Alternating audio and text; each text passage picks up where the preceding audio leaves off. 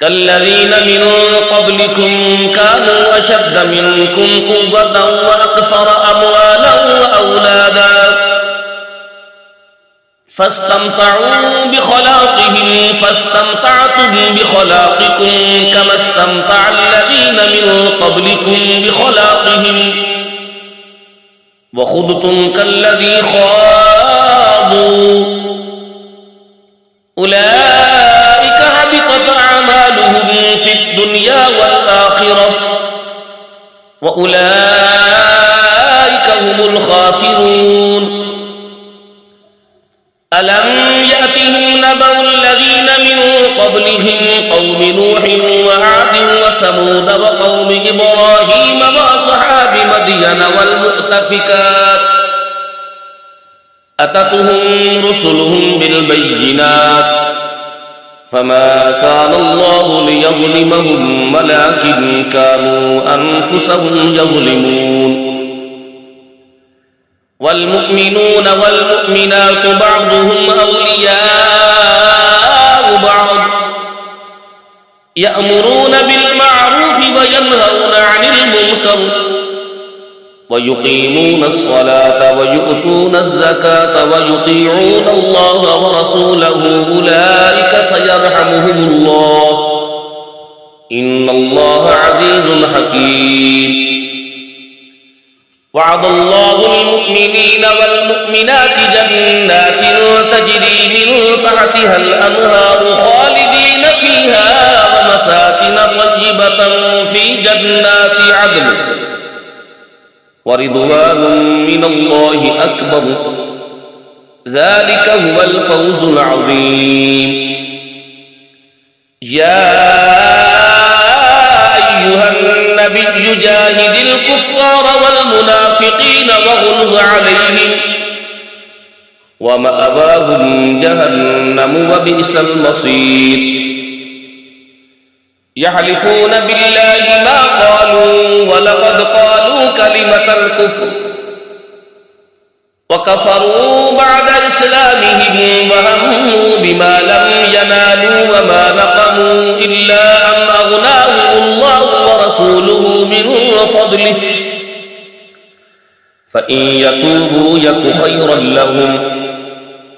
وإن يتولوا يعذبهم الله عذابا أليما في الدنيا والآخرة وما لهم في الأرض من ولي ولا نصير ومنهم من عاهد الله لئن آتانا من فضله لنصدقن ولنكونن من الصالحين فلما آتاهم من فضله بخلوا به وتولوا وهم معرضون فعاقبهم نفاقا في قلوبهم إلى يوم يلقونه بما أخلفوا الله ما وعدوه وبما كانوا يكذبون ألم يعلموا أن الله يعلم سرهم ونجواهم وأن الله علام الغيوب الذين يلمزون المطوعين من المؤمنين في الصدقات والذين لا يجدون إلا جهدهم فيسخرون منهم سخر الله منهم ولهم عذاب أليم استغفر لهم أو لا تستغفر لهم إن تستغفر لهم 70 مرة فلن يغفر الله لهم ذلك بأنهم كفروا بالله ورسوله والله لا يهدي القوم الفاسقين فرح المخلفون بمقعدهم خلاف رسول الله وكرهوا أن يجاهدوا بأموالهم وأنفسهم في سبيل الله وقالوا لا تنفروا في الحر قل نار جهنم أشد حرا لو كانوا يفقهون فليضحكوا قليلا وليبكوا كثيرا جزاء بما كانوا يكسبون. فإن رجعك الله إلى طائفة منهم فاستأذنوك للخروج فقل لن تخرجوا معي أبدا ولن تقاتلوا معي عدوا إنكم رضيتم بالقعود أول مرة فاقعدوا مع الخالفين. ولا تصلي على